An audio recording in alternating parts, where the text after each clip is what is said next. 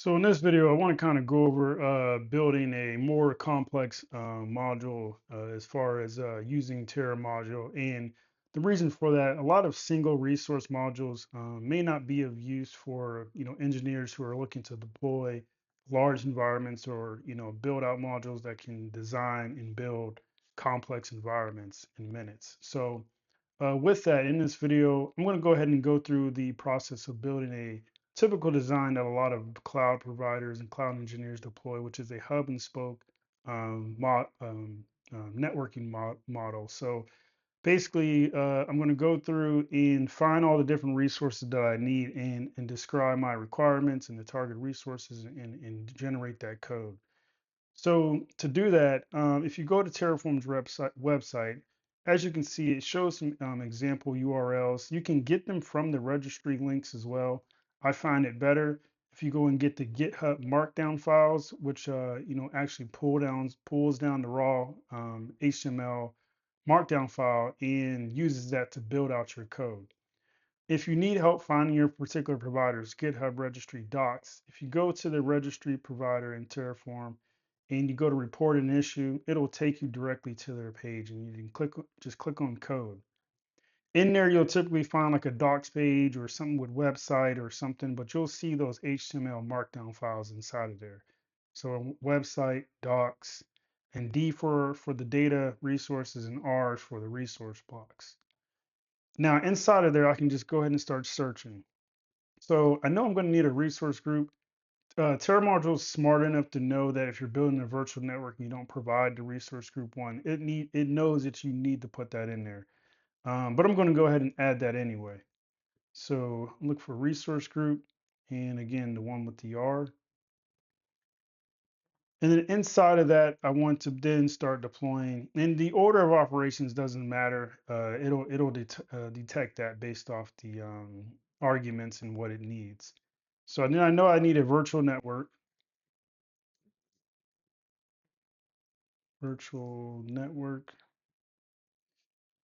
And then with that virtual network, I want to be able to peer those hub and spokes virtual networks together. So I'm going to look for the peering. And then with the virtual networks, I want to be able to add subnets inside of them, but I want to do that outside of the virtual network module or resource block, just to make it more easier to maintain. So I'm going to add that in there. And then I want to be able to add virtual or network security groups to those as well. So network security. So network security group. And then with those security groups, you want to be able to associate those to the subnets. So if we look for network security group association,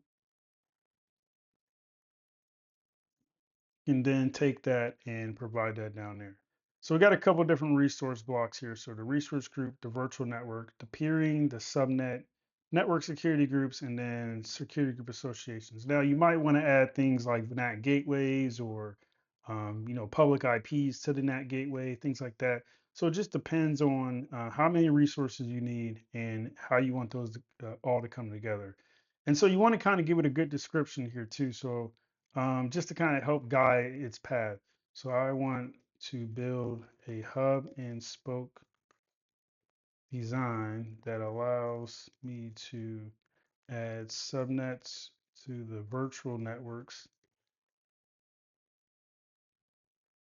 I want to be able to peer all these spokes back to the hub.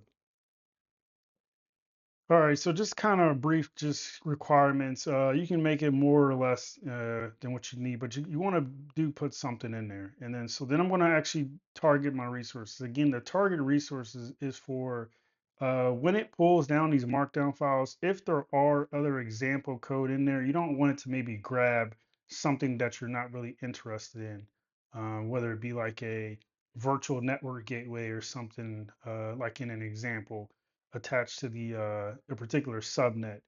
So I'm just going to go ahead and Azure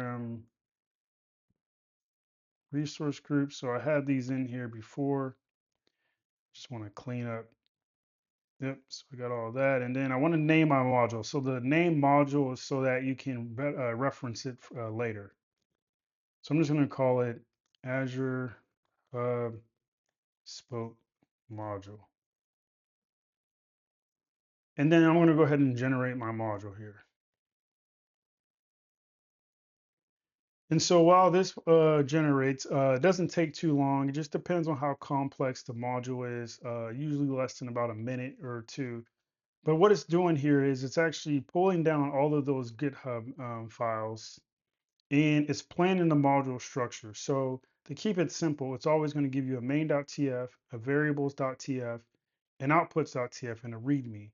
And the great thing about that is the README has every single thing as far as an example of how to use the module, all the examples as far as what the variables take, and how to reference that module. So the outputs are great because then you can reference or use those outputs anywhere else that you use your modules. And in the main.cf and the variables, they can be edited or changed around however you like, but you basically would have to download them and make those changes yourself. So this is just to keep the code kind of similar across the board.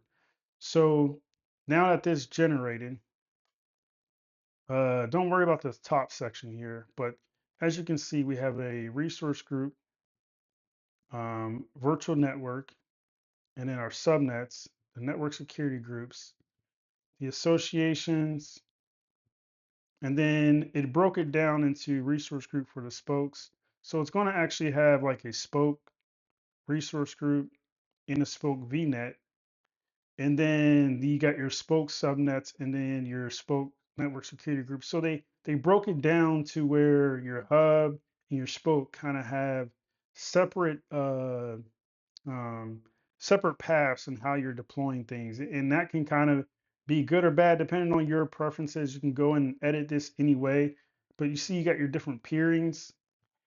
So it, uses local box. It's actually, for each kind of building its own key here. So for spoke key, spoke and var spokes in your variables up here, you can see you have your different variables like hub subnets, hub address space, the different types. So this is a map of strings.